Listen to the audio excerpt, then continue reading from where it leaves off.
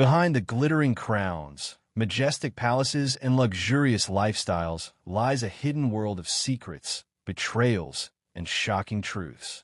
For centuries, Europe's royal families have carefully crafted their public images, projecting power, elegance, and divine right. But beneath the velvet and gold, behind closed palace doors, a far darker reality has always lurked. Tonight, we uncover 10 dark secrets of Europe's royal families, secrets they hoped the world would never discover. From forbidden love affairs that threatened entire dynasties to mysterious deaths that changed the course of history. From hidden treasures worth billions to political manipulations that sparked devastating wars. These are not fairy tales. These are the real stories, the scandals, the crimes, the cover-ups that shaped our world. Prepare to step into history like never before as we pull back the curtain on the most powerful families who ever lived. Welcome to the shadows of royalty. Welcome to the truth they try to bury. Love, romancy, passion. These words had no place in the vocabulary of European royalty. For kings and queens, princes and princesses, marriage was never a matter of the heart. It was a strategic weapon, carefully deployed to expand territories, secure alliances, and consolidate power. But what happened when love defied duty? What happened when forbidden hearts beat behind palace walls? The answer: scandal, secrecy, and sometimes revolution. Let's begin with one of the most carefully hidden aspects of royal life: the forbidden alliances that could have toppled empires. In 1785, Maria Fitzherbert, a twice-widowed Catholic commoner, became the secret wife of George, Prince of Wales, the future King George IV of England. Their marriage was illegal on multiple counts. The Royal Marriages Act of 1772 forbade royal unions without the king's consent, and marrying a Catholic would disqualify George from inheriting the throne. Yet they married anyway, in a clandestine ceremony witnessed by only a handful of people. For decades, the British Crown denied the marriage's validity, but evidence later confirmed the truth. George eventually married Princess Caroline of Brunswick in an official ceremony, but his heart remained with Maria. The scandal was buried, but the secret nearly destroyed his claim to the throne. England wasn't alone. Across the English Channel, the French monarchy was drowning in similar scandals. Louis XIV, the Sun King, maintained a rotating cast of official mistresses, each wielding enormous political influence. Madame de Montespan bore him 7 illegitimate children, who were secretly legitimized and integrated into the royal line. The Palace of Versailles became a theater of intrigue, where lovers plotted, spied, and betrayed one another for the king's favor. These weren't simple affairs. They were political institutions. The king's mistresses influenced military appointments, diplomatic negotiations, and even religious policy. The queen, meanwhile, was reduced to a ceremonial role, forced to smile through public humiliation. And what of the children born from these forbidden unions? They lived in a strange twilight, acknowledged but never fully accepted, given titles but barred from true succession. Some rose to prominence despite their illegitimacy. Others disappeared into history, their names erased from official records. Perhaps the most tragic forbidden alliance involved Crown Prince Rudolph of Austria-Hungary and his teenage lover, Baroness Mary Vetsera. In 1889, their bodies were found at the Mayerling hunting lodge. Rudolph shot through the head, Mary beside him. The official story: murder-suicide born of impossible love. But was it? Rudolph was next in line to the Austro-Hungarian throne, known for his liberal politics that clashed with his conservative father, Emperor Franz Joseph. Some historians believe Rudolph was assassinated to prevent him from liberalizing the empire. Mary was simply collateral damage, her death ensuring the scandal would be blamed on passion rather than politics. The Habsburg family moved swiftly to control the narrative. Mary was buried hastily with minimal ceremony. Rudolph received a grand state funeral, but whispers of murder followed the dynasty for generations. These forbidden alliances remind us that royalty lived under impossible constraints. They could command armies, declare wars, and rule millions, but they could not choose whom to love. And when they tried, the consequences could be deadly. If forbidden love was the wound, then public scandal was the infection that could destroy entire dynasties. And Europe's royal families had plenty of both. Behind the grand banquets, beneath the glittering chandeliers, scandals brewed that would shake thrones and topple governments. Some scandals were buried deep. Others exploded into public view, changing history forever. Let's start with one of the most explosive scandals in French history, the affair of the diamond necklace. In 1785, Cardinal de Rohan was convinced by con artists that Queen Marie Antoinette desired an outrageously expensive diamond necklace, but couldn't afford it publicly. The cardinal purchased the necklace on credit, believing he was acting as the queen's secret agent and would win her favor. The truth? Marie Antoinette knew nothing about it. The con artist had forged her signature, stolen the necklace, and disappeared. When the fraud was exposed, the queen's reputation was destroyed. Though she was completely innocent, the French public believed she was guilty. Another example of royal excess while common people starved. This scandal became one of the sparks that ignited the French Revolution. Marie Antoinette never recovered her reputation. For years later, she would face the guillotine, partly because of a crime she didn't commit. But France wasn't the only kingdom drowning in scandal. Let's cross to Britain, where the Prince of Wales, yes, the same George from our first chapter, created scandal after scandal. His marriage to Caroline of Brunswick was a disaster from start. At their wedding, George was reportedly drunk. He spent their wedding night passed out in a fireplace. They conceived a daughter, Princess Charlotte, and then never spoke again. For years, George tried to divorce Caroline, hiring investigators to dig up evidence of adultery. When he became King George IV in 1820, he attempted to strip Caroline of her title and prevent her from attending his coronation. The British public sided with Caroline, seeing her as a victim of royal cruelty. The scandal consumed British politics for years. Parliament was forced to debate intimate details of the royal marriage. The monarchy's reputation hit rock bottom. Caroline died shortly after, possibly from stomach cancer, but many believed she was poisoned, another royal scandal that would never be fully resolved. Pause.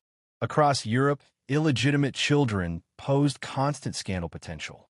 Many royals maintained discreet secondary families, providing for their unofficial offspring while publicly denying their existence. King Leopold I of Belgium fathered 2 sons with his mistress, Arkady Meyer. These children were given noble titles and integrated into high society, but their true parentage remained officially unacknowledged for decades. In Spain, King Alfonso XIII was rumored to have fathered numerous illegitimate children. Some received financial support and titles. Others were abandoned to poverty. The Spanish royal family maintained strict silence about these scandals, but court insiders knew the truth. Why did these scandals matter? Because in royal families, every birth affected succession. An illegitimate child who could prove royal paternity might challenge legitimate heirs. A scandal could weaken a king's authority, embolden his enemies, or even trigger civil war. Perhaps no royal scandal was more bizarre than the case of Princess Sophia Dorothea of Celle and her alleged lover, Count Philip Christoph von Königsmarck.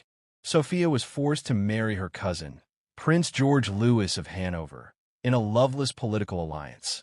She allegedly began an affair with the dashing Swedish count.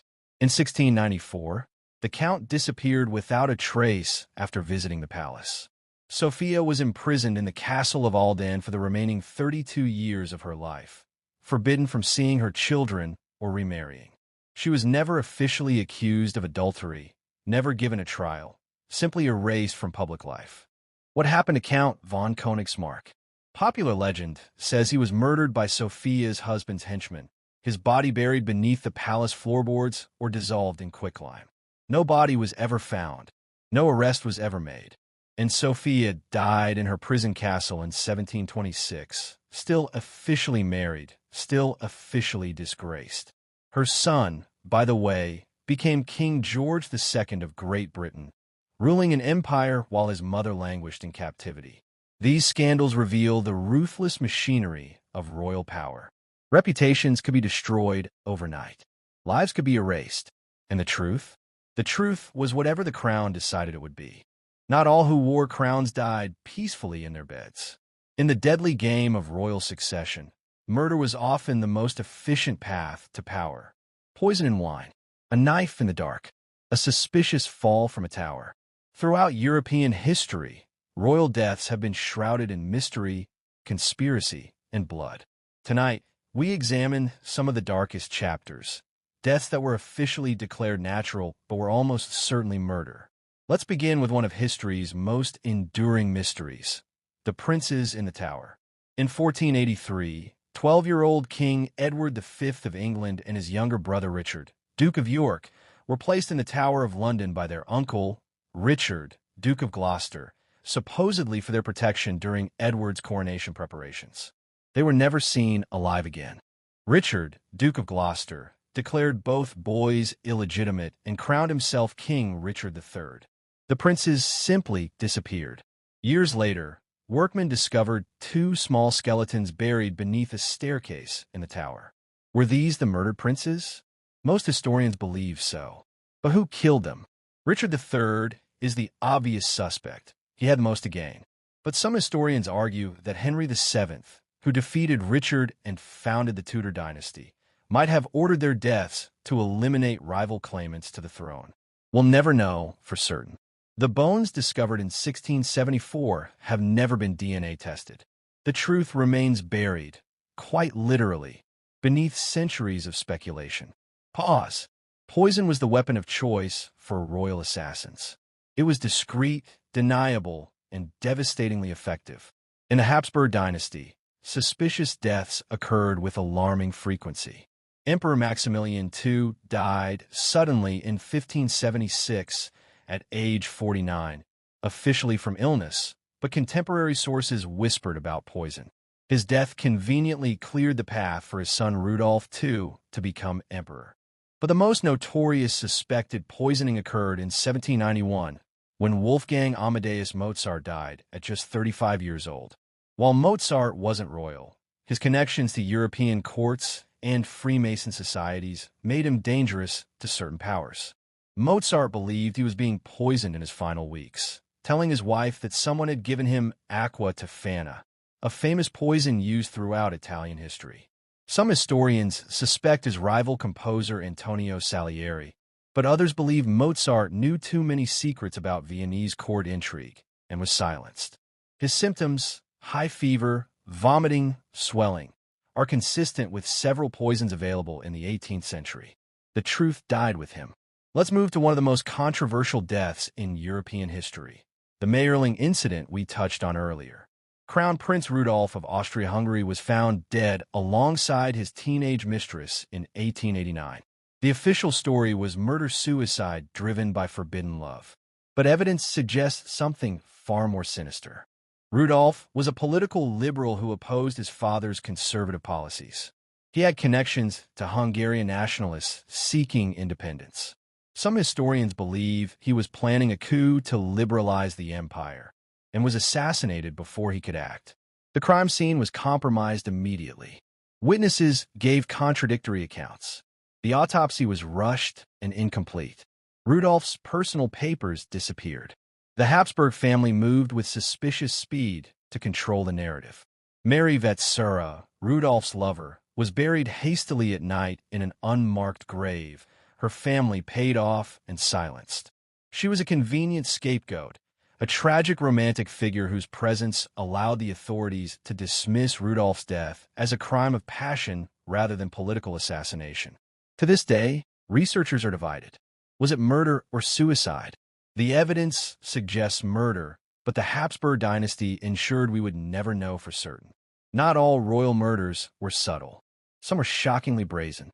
In 1762, Tsar Peter III of Russia was overthrown by his wife Catherine in a palace coup. 8 days after his forced abdication, Peter was dead, officially from hemorrhoidal colic. In reality, he was almost certainly murdered by Catherine's co-conspirators, possibly strangled during a drunken brawl staged to provide cover for assassination. Catherine never admitted involvement, but she rewarded the men present at Peter's death with generous pensions and estates. The message was clear: eliminate political obstacles, and the empress will ensure your prosperity. Catherine went on to become one of Russia's greatest rulers. Peter became a footnote, his death buried beneath the legend of Catherine the Great. Perhaps the most tragic, mysterious death involves Princess Diana.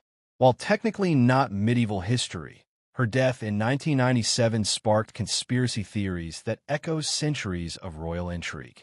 Was it simply a drunk driver and aggressive paparazzi? Or was Diana, who had become a global icon independent of royal control and was dating the son of an Egyptian billionaire, seen as too dangerous to the British monarchy's carefully crafted image?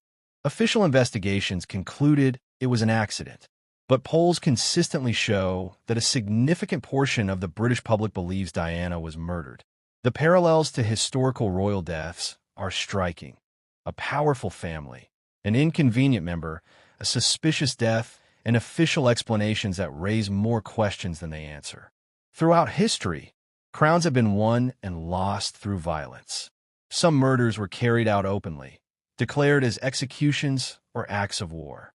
But the most effective murders were the ones disguised as natural deaths: the poison cup, the staged accident, the sudden illness.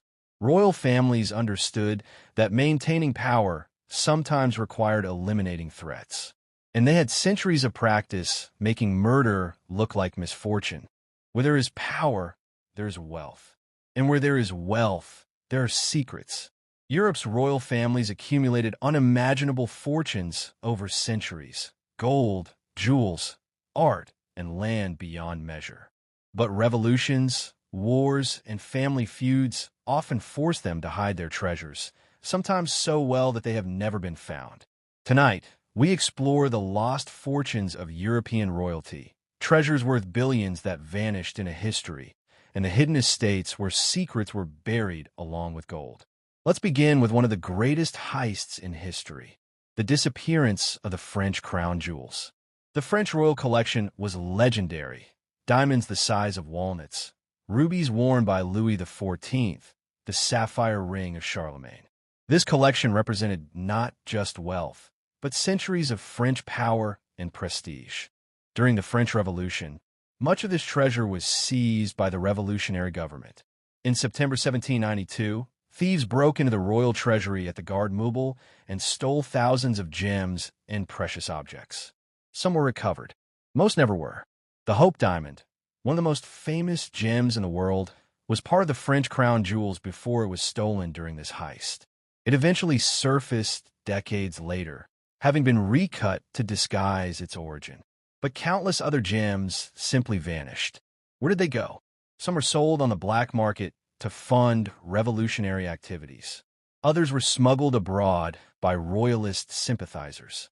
And some, perhaps the most valuable pieces, are believed to still be hidden, waiting to be discovered in forgotten chateaux or buried in gardens across France.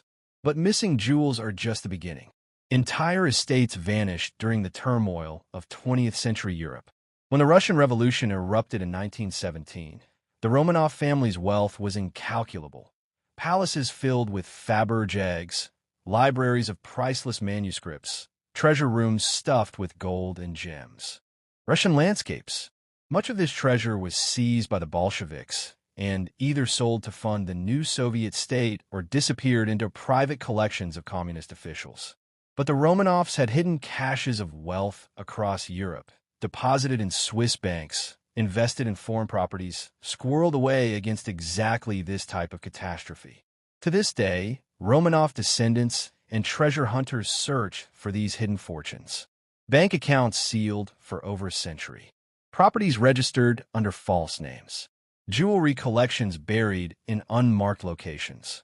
In 2009, construction workers in Russia discovered a stash of 1,500 pieces of antique jewelry and gold coins in the wall of a building once owned by an aristocratic family. Small discoveries like this fuel speculation about much larger treasures still hidden. The Habsburgs, one of Europe's most powerful dynasties, also mastered the art of hiding wealth. When the Austro-Hungarian Empire collapsed in 1918, the Habsburg family had to flee quickly, leaving behind palaces full of treasures. Official records show much was seized by new governments, but the Habsburgs had centuries of practice in protecting their wealth. Evidence suggests the family moved significant treasures to secret locations in Austria, Switzerland, and Liechtenstein. Some items have been recovered over the decades, sold at auction, or reclaimed by Habsburg descendants. But historians believe substantial caches remain hidden. One legend involves a Habsburg treasure train, supposedly hidden in a mountain tunnel near the Austrian-Swiss border as the empire collapsed. The tunnel was allegedly sealed with explosives. Multiple expeditions have searched for it, but nothing has been definitively found. Is it real? Or is it a myth born from the chaos of World War I? Even today, the Austrian government receives regular requests from treasure hunters wanting to search specific locations. Some hidden estates serve darker purposes than protecting wealth. Throughout Europe, royal families maintained secret properties where inconvenient relatives could be hidden away. These weren't the grand palaces shown to the public. These were isolated estates where mentally ill family members, illegitimate children, or politically embarrassing relatives could live out their days away from scrutiny. The British royal family maintained several such properties. Prince John, son of King George V, suffered from severe epilepsy and autism. From age 13 until his death at 13, he was essentially hidden away at Wood Farm on the Sandringham estate, rarely photographed and seldom mentioned publicly. The Spanish royal family kept Queen Juana, the Mad, imprisoned in the royal convent of Santa Clara in Tordesillas for nearly 50 years, from 1509 until her death in 1555. Whether Juana was truly mentally ill or was simply inconvenient to powerful men who wanted to rule in her place remains debated. These hidden estates represented a different kind of treasure, the treasure of shameful secrets buried far from public view. Modern technology has reignited treasure hunting. Ground-penetrating radar, metal detectors, and archival research have led to remarkable discoveries. In 2017, treasure hunters discovered the wreck of a Spanish galleon off the coast of Colombia, carrying treasure estimated at over $17 billion. While not strictly European royal treasure, it was wealth stolen from South American nations by Spanish conquistadors serving the Spanish crown. The legal battles over who owns such discoveries, the countries where they're found, descendants of original owners, or the treasure hunters who located them, can last decades. Throughout Europe, metal detectorists regularly discover hidden caches of coins and jewelry, buried during times of war or revolution by families who never returned to reclaim them. Each discovery reminds us that countless treasures remain hidden, waiting beneath our feet. The lost treasures of European royalty represent more than just wealth. They represent the desperation of families fleeing revolution, the paranoia of rulers protecting their power, and the secrets that could destroy dynasties if revealed. Some treasures will never be found. Others might surface tomorrow. But each discovery pulls back the curtain a little further on the hidden world of royal wealth. Royal families did more than wear crowns and live in palaces. They shaped the destiny of nations, decided the fates of millions, and held the power to plunge continents into war or broker peace. Behind every major European conflict from the Middle Ages through the 20th century, royal influence lurked, sometimes openly, often secretly. Tonight, we examine how Europe's royal families manipulated wars, controlled politicians, and exercised power far beyond their official authority.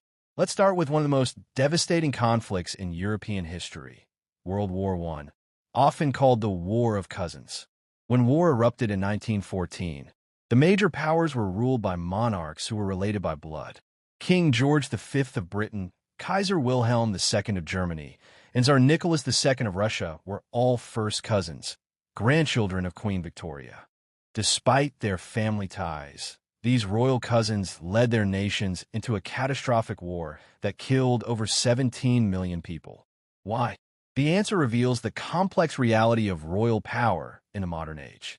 By 1914, monarchs no longer held absolute authority. They governed alongside parliaments, military leaders, and powerful industrial interests. Yet they still wielded enormous influence. Wilhelm II, the German Kaiser, was known for his aggressive rhetoric and support for military expansion.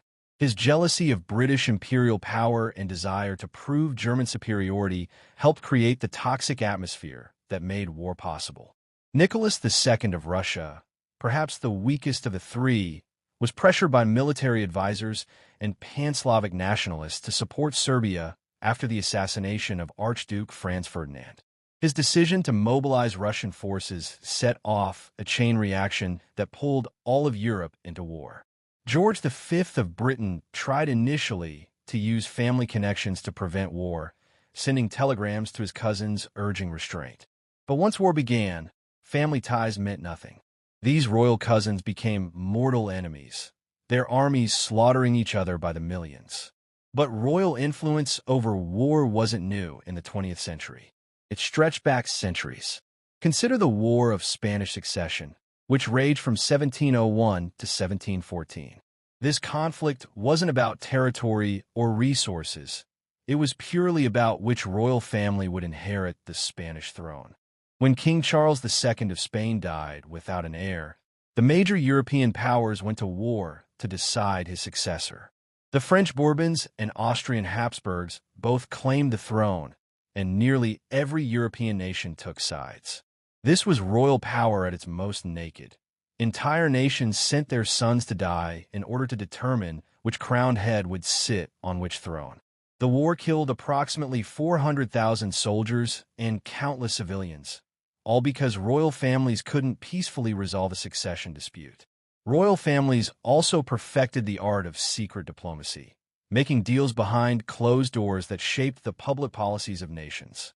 The Congress of Vienna in 1815, which redrew the map of Europe after Napoleon's defeat, was dominated by royal interests. Monarchs and their representatives met in secret sessions, bartering territories and populations like pieces on chessboard. The people who actually lived in these territories had no say in their futures. Entire populations were transferred from one kingdom to another without consultation. The goal wasn't democracy or self-determination. It was restoring and balancing royal power. This system, called the Concert of Europe, maintained relative peace for decades. But it also sowed the seeds of future conflicts by ignoring nationalist aspirations and democratic movements. Some royal influence was exercised through marriage alliances that created political obligations spanning generations. Catherine de' Medici, the Italian-born Queen of France, played kingmaker for decades, controlling France through her sons who successively became kings. She arranged marriages, brokered treaties, and allegedly ordered assassinations to maintain Catholic Valois power against Protestant Huguenots. In 1572, Catherine allegedly orchestrated the St. Bartholomew's Day massacre, in which thousands of Protestant Huguenots were murdered in Paris and throughout France. While historians debate her exact role, evidence suggests she at least approved the violence, seeing it as necessary to prevent Huguenot political power from growing. This single act of royal-sanctioned violence sparked decades of religious warfare in France. It demonstrated how royal decisions, made in secret councils, could unleash catastrophic consequences for ordinary people. Royal families also manipulated politics through control of information. Before modern journalism, most news traveled through official channels controlled by monarchs. Royal proclamations, official letters, and court-approved publications shaped public perception of events. When events contradicted official narratives, royal censorship suppressed the truth. Printing presses were controlled, journalists imprisoned, and inconvenient facts simply disappeared from the historical record. This control of information allowed royal families to wage wars, raise taxes, and implement unpopular policies while maintaining the appearance of popular support. Dissent was labeled treason, criticism was heresy, and truth was whatever the crown declared it to be. Even as royal power formally declined in the 19th and 20th centuries, royal influence persisted in subtler forms.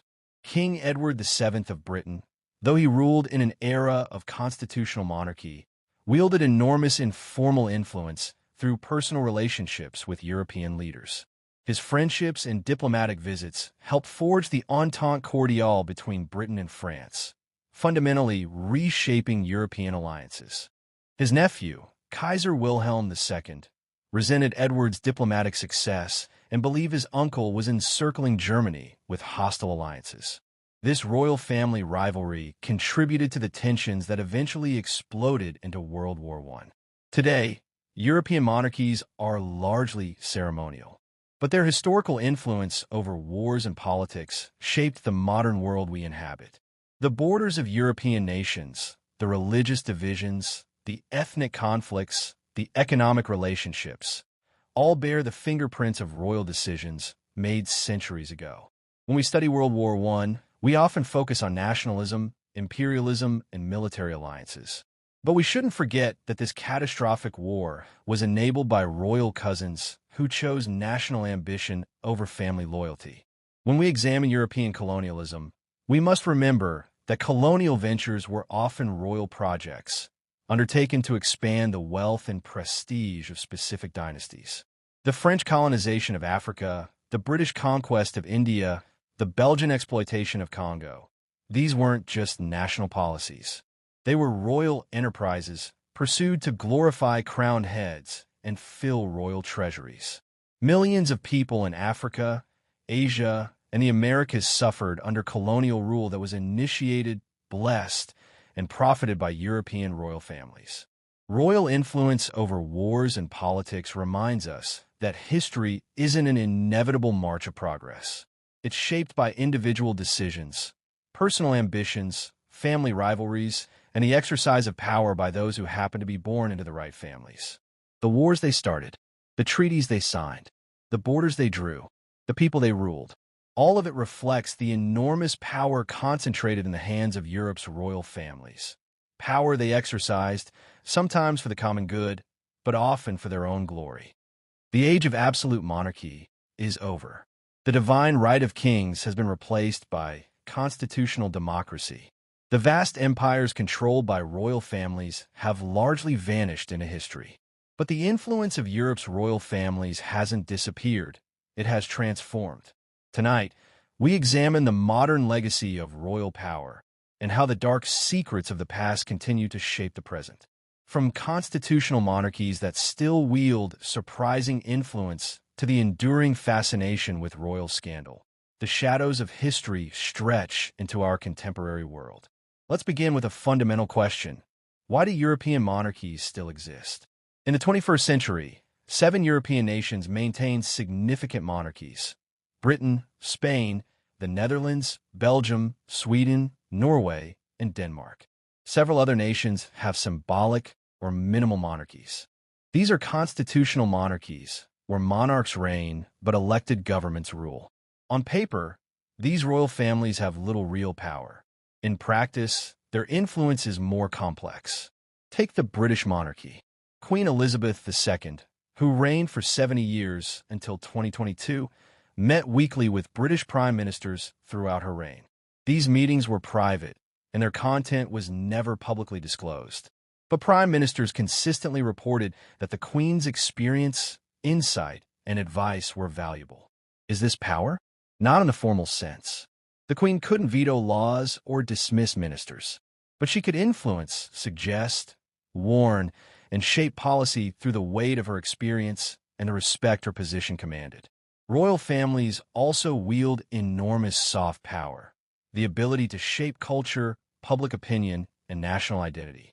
The British royal family, for instance, generates an estimated £1.8 billion annually for the UK economy through tourism, brand value, and trade promotion. Millions of tourists visit royal palaces, watch royal ceremonies, and buy royal memorabilia. When Prince William and Catherine Middleton married in 2011, an estimated 2 billion people watched worldwide. This global attention translated into enormous marketing value for Britain, soft power that no amount of military spending could purchase.